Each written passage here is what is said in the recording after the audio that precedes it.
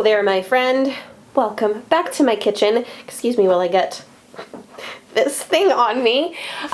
And forgive my voice if maybe you can hear. I am getting over a little bit of a cold and I have some lingering congestion, but we're all on the upside of that. Wasn't anything too bad, thank you, Lord. So today, and in this week's video, we are going to be making some more from scratch recipes that are affordable. They all range in cost per serving from like $1.50 to $2 a serving. They're very simple, they're good for you, and they taste good too. So I'm going to do my best to give you some substitutions in these recipes for dietary restrictions, at least ones that I deal with. Right now I am gluten and dairy free. I am not allergic to either of the two. I am slightly sensitive, but I am on a protocol right now where I am to avoid those things. If I have a little bit, it's okay. I don't worry about that, but I try to avoid the best I can so I can help with those two things. And I'm also going to try and give you some add-ins or add-ons in case there's some wiggle room in the budget. You'd like to incorporate some more nutrition or some added layers of flavor. Also, keep in mind, these recipes are very customizable. Use what you have and what's within your budget. You can take away or add in whatever you want or need. All right, for tonight's dinner, we're gonna make some pork chalupas in the slow cooker. So I have 2 cups of dried pinto beans in here. You don't have to worry about soaking them or anything. They're gonna just cook in here with the pork slowly all day. I have a 2-pound pork loin I'm going to put in here. I would normally use like pork butt or pork shoulder for a pulled pork, but I have a whole bunch of pork loin and it will work fine. You just have to cook it slowly and on low heat so that you don't end up with a really tough end result. 4 cups of chicken broth are going to go in, and 1 cup of water, 1 onion sliced up, a tablespoon of garlic minced, 4-ounce can of the diced green chilies here. I ended up getting a 7-ounce can. I don't want to put all of this in here, so I'm just going to take about half. Then you're going to want some sort of taco seasoning. I'm going to use this chili lime seasoning from Redmond Real Salt. It is amazing. And I'm going to do a tablespoon and a half. Give that just a little stir, and I'm gonna stick the lid on here. This is gonna slow cook for about 6 to 8 hours on low today. So for the pork chalupas, we need to make the outer shell. I'm gonna make some homemade fry bread. This is a recipe I have not tried before, but according to the reviews online, everybody loved it, so I'm fully expecting it to be good. I'm gonna take it and I'm gonna divide it in half. Half is going to be regular and half I'm gonna do with some Bob's Red Mill 1-to-1 gluten-free flour. Hopefully that works out so I can enjoy it as well.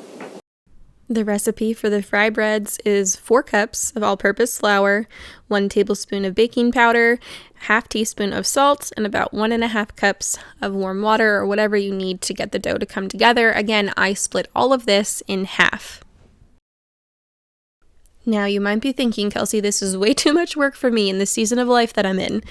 I totally get that, and like I said, you do what you can with what you have. If you need to go and purchase just some regular tortillas from the store, go ahead and do that. But I will say, it is always going to save you money to buy some flour in bulk and go ahead and make your bread products at home. I have quite a few videos on how I do that. Yes, it takes up more time, but there's always a sacrifice. It's usually time or money, and sometimes you just have to make it work and make some time. Early on, when I was still working outside of the home, I would take a couple hours on the weekend and I would prep all of my bread products for the week and anything else I could do just to make our mealtime go a bit quicker and smoother since I didn't have as much time at home. Also, when you make your own bread products at home, it's much healthier for you. There's no additives or preservatives or fillers or words you can't pronounce. You can do a whole lot with some flour, some salt, and some water.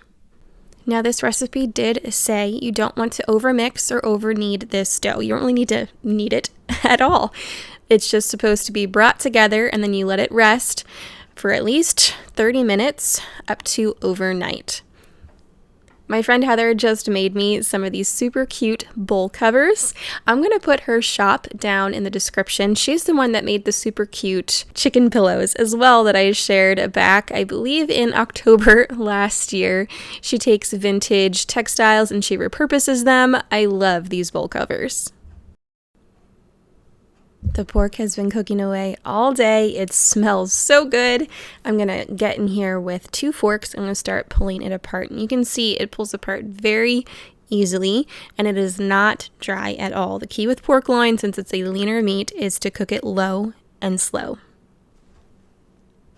Now for fry bread, we need to fry it. Traditionally, they would have used tallow or lard. I have both on hand since we purchase our beef and our pork in bulk, so I have rendered both. I am using tallow here. You could use tallow or lard, you could use olive oil, whatever you want, whatever is going to be the most cost effective for you. Like I said, if that is not cost effective, then you can most certainly purchase a pack of tortillas from the store, but I have a whole bunch of tallow, so I figured I would use it. Fry bread would just be kind of patted out into a round, but I wanted to make it a decent size for our shells, so I decided to roll it out. You don't want it very thin. You don't have to roll them as thin as you would a tortilla. Then we're going to drop that round into some piping hot tallow. The recipe said you need at least 1.5 inches, but I thought that was kind of excessive. I think I have maybe 1/2 inch of oil in my pan here, and you are just going to fry it up on each side till golden brown, flipping it very carefully, but it only took about 1.5 minutes to 2 minutes per side. Now, not everyone will be comfortable with this, but this is something that I do. I will save the lard or tallow that I have used to fry things in. I will strain it out while it is still hot, and I will just wait until it solidifies, pop it back into a freezer bag, and put it into my freezer to be used for the next time. That's another way I like to save money. Once it is done frying, I popped it out onto some paper towels, patted off all the excess oil, and then I shaped it a little bit to prevent cracking, so that way it will dry in this shape. So that first one there was a gluten-free. I got all of my gluten-free fried up first, and then I went on to the regular. The regular got a bit more puffy and golden brown compared to the gluten-free.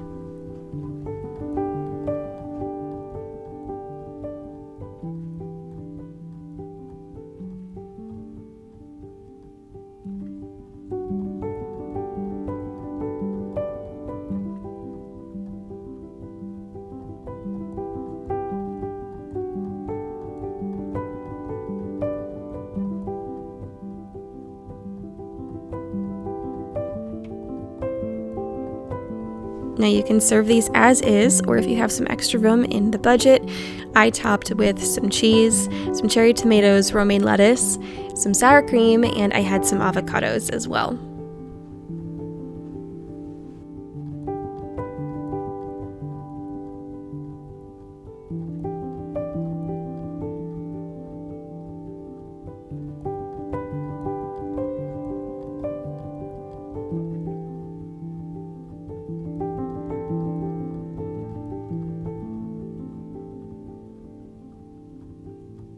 We all thoroughly enjoyed this meal. I was very pleasantly surprised at how much I liked these gluten-free fry breads.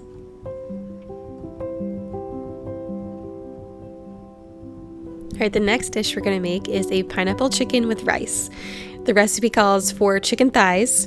I had some chicken legs, that's what I'm using. 1 20-ounce can of pineapple with the juice, some bell pepper, a thumb of ginger. You'll need either coconut aminos or soy sauce. The sesame oil is optional, but I had it. And then you can either make your own hoisin sauce like I did here, or purchase some. You could also purchase some teriyaki. I have some chicken broth, some honey, and some salt and pepper. Now I'm going to share how I make my own hoisin sauce. I had all of these ingredients on hand, so it made sense for me. it would probably be more affordable to just go and purchase some already made. So I leave that completely up to you. Maybe you have these things in your pantry, maybe you don't. If you eat a lot of Asian-inspired sauces, then perhaps it'd be a good idea to invest in these ingredients in bulk so you can make all of them yourself. This will also ensure that they are healthier for you because you can decide what goes in them, and oftentimes they taste a lot better too. So my recipe is as follows. It's 1/4 cup of soy sauce, or I used coconut aminos, 4 tablespoons of molasses, 2 tablespoons of creamy peanut butter, 2 teaspoons of rice wine vinegar, 2 teaspoons of sesame oil, a half teaspoon of garlic powder, and 1 teaspoon of some sort of hot sauce. Now it's optional, but I also add a half teaspoon of Chinese 5-spice, mix that all together, and you have your homemade hoisin sauce. Like I said, make your own, purchase it. I think I found it at Walmart before for about $2.50 a bottle. You could also pick up some teriyaki sauce if you like that better. That recipe will give you 1 cup of prepared sauce. I'm going to take 1/3 of that, and I'm going to pour it over my chicken here to marinate it a bit. I'm also going to sprinkle that with salt and pepper. I would usually use thighs, but we raise our own chickens, and I will piece them out on butchering day, but sometimes I get a little bit lazy because I get tired, and I did not feel like piecing out the thighs from the drumstick, so I'm just using whole legs. You can use thighs. I have 4 legs here. If it was just thighs, I would be using 6 to 8 thighs. So I'm just going to rub that all over. I'm going to cover this and then place it in the fridge for at least 2 hours. You could let it in there overnight or all day until you're ready to prepare dinner later on that evening. Once the chicken is marinated, we're going to put it into a hot skillet. I have some of that sesame oil in the bottom of the pan here. That's the optional part, but it does add some nice flavor. Otherwise, you can use any other type of cooking oil. We're just going to brown these on each side, get them nice and caramelized. It's about 5 minutes per side. We don't need to worry about cooking them through right now. They're going to cook through a little bit later. While the chicken is doing its thing, I'm going to prepare some other ingredients. I'm going to peel and mince 2 teaspoons worth of ginger. You could also use just powdered ginger, about a half teaspoon instead, and 1 bell pepper. You can use any color that you can find, whichever one is most affordable. Those then get put into our skillet along with the chicken. I'm also going to add 4 cloves of minced garlic, and I'm going to allow those to all cook in there for a few minutes, get them nice and aromatic. Then we're going to add the pineapple, the entire can of pineapple, and then you're going to reserve a half cup of pineapple juice for a sauce. If you can find a fresh pineapple at a decent price, I would definitely go with that option. All of mine looked terrible and they were really expensive, so I just went with the canned pineapple. So this sauce here is a half cup of pineapple juice, 2 tablespoons honey, 2/3 cup of hoisin sauce, 2 tablespoons of soy sauce or coconut aminos, a 1/3 cup of chicken broth, and then we're going to make a cornstarch slurry. So 1 tablespoon of cornstarch to a 1/4 cup of water, pour that in and allow this to simmer covered until the chicken is done. I like to check mine with a meat thermometer. As soon as it registers 165 degrees, I know it's good to go. There's no guessing game. You don't end up with a dried out chicken, although this recipe makes that pretty much impossible because of it cooking with all of those liquids. You can definitely use chicken breast too for this recipe. I would just reduce the cooking time a bit. So here I'm just getting some rice cooking, 1 cup of rice to 1 1/4 cup of chicken broth for some extra flavor and nutrients. I'm going to check on my chicken here, get my thermometer, and see where we're at. Not quite there yet, so I popped the lid back on and let it go for about another 5 minutes, checked, and I would keep going with that process until we reach that internal temp of 165 at the thickest part.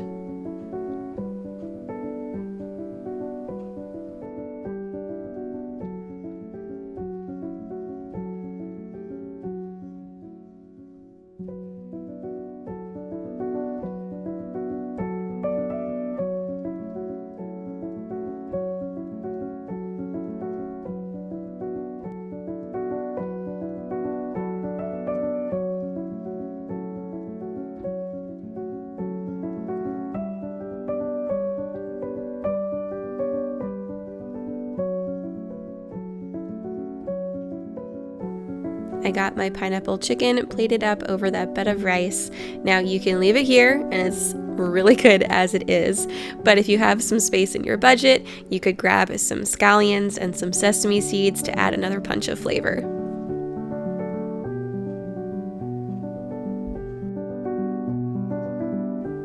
This third recipe is very simple, but definitely not lacking in flavor. We're going to roast a chicken, and I'm going to show you my favorite way to do this. If you've been here for a while, you've seen me do this before. We are spatchcocking a chicken, and that is cutting out the backbone. So you just go to each side of the backbone with a heavy-duty pair of kitchen shears and cut all the way through until the backbone is out. The next step is flipping the chicken over, kind of splaying the legs out, and then pressing very firmly on the sternum there. You want to crack it so that it is kind of butterflied and everything is laying in, for the most part, one flat layer. That I transfer to a baking sheet that I like to put a cooling rack on. It just helps it bake more evenly, but that is totally optional in case you don't have one. Now I'm gonna make a yogurt sauce for this. This is a tandoori Indian chicken recipe. It's not overly hard, there's not too many ingredients, and I think most everyone should have these spices in their cabinet. So for the yogurt sauce, it's a half cup of Greek yogurt, or you can use sour cream, 3 tablespoons of lemon juice, a tablespoon of fresh ginger minced, 4 cloves of garlic minced, 1 teaspoon of ground turmeric, 1 tablespoon of chili powder, half teaspoon of cayenne powder, a half teaspoon of cinnamon, 2 teaspoons of cumin, and a tablespoon of salt. If you don't have those things on hand, maybe you just have a seasoning blend, you can definitely just throw that into the yogurt or the sour cream mixture. That's just going to really provide a very moist, tender end result on top of spatchcocking the chicken. That's going to help too. It helps things cook more evenly. So I have just roasted some veggies alongside this. I had some carrots, parsnips, and potatoes. I left them fairly large so they wouldn't get done too soon. Here you can see just how moist that chicken breast is. The veggies I had tossed in olive oil, salt, pepper, and paprika. The chicken roasts at 375 degrees, 15 minutes per pound. And you want the internal temperature of the thigh to register 165. I made a simple sauce to serve it with, another half cup of Greek yogurt or sour cream, and 2 tablespoons of freshly squeezed lemon juice. Now for a favorite recipe of ours, we're going to make some Salisbury steak meatballs. So I have here 1 pound of ground beef and 1 pound of ground pork, 2 eggs, and then I'm making this gluten-free. I didn't have any gluten-free breadcrumbs, but I did have some croutons, so I just smashed those up. I added a half cup here, 1 teaspoon each of parsley, oregano, garlic powder, onion powder, and a half teaspoon of salt. Gently bring that mixture together. You don't want to overmix meatballs or you'll have a tough end result. I like to bake my meatballs because it's very hands-off. I don't have to stand over a skillet and fry them up, although sometimes I do like that because they get really nice and caramelized, but this is a very quick way to get some meatballs. So I just shape them into about 2-inch rounds, and then I will bake them at 350 for about 18 to 20 minutes. Now you can most certainly purchase some pre-made meatballs from the grocery store frozen. I like to make big batches of these and bake them and actually freeze them myself. Much better for you, and it's going to save you some money too. Now let's make our Salisbury steak sauce. You need 2 cups of beef broth.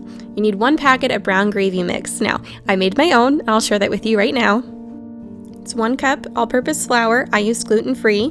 1/4 cup beef bouillon powder. I have my own that I made. I can share that here on the screen and down in the description. 3/4 tablespoon each of onion powder and garlic powder, and 1/4 teaspoon of paprika. So 3 tablespoons of that goes into the pan. That is the equivalent of 1 packet. You also need 1 packet of onion soup mix. Again, I made my own. It's in that same video that you can find in the description.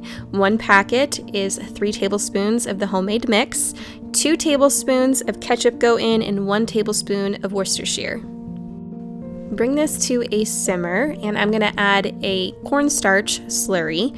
You could also use arrowroot powder. It's 2 tablespoons cornstarch or arrowroot to 2 tablespoons of water, and you pour that in slowly, stirring until it's nice and thickened. Now, I'm just going to allow that to simmer with our meatballs for the next 15 minutes, and that is all you have to do. I like to serve this either over some egg noodles or some mashed potatoes. Tonight I'm doing both. The kids wanted noodles, Matt wanted mashed potatoes, and I make my mashed potatoes in bulk and I freeze them so they were already done. I have a video on that as well if you want to check that out. So I just had to reheat the mashed potatoes. I gave them the option of either some of my home-canned pickled beets or some green beans from the garden, and I like to serve them with some Italian dressing over them and a little bit of Parmesan cheese. I have a video on how to make homemade dressings as well if you want to check that one out. That'll save you some money too. Okay, my friend, 4 affordable from-scratch recipes that are good for you and delicious. Hopefully these will save you some money on your grocery bill while still nourishing your family and not sacrificing flavor. Remember to do the best you can with what you have. Think outside of the box and get creative. And if you'd like me to keep going with these budget-friendly meals, please let me know down in the comments, as well as any questions you may have. Don't forget to like this video, share, comment, and subscribe if you enjoyed. I appreciate you all so much. Thank you for hanging out with me, friend. I hope you enjoyed and are leaving inspired. You have a blessed week, and I will see you next time. Take care.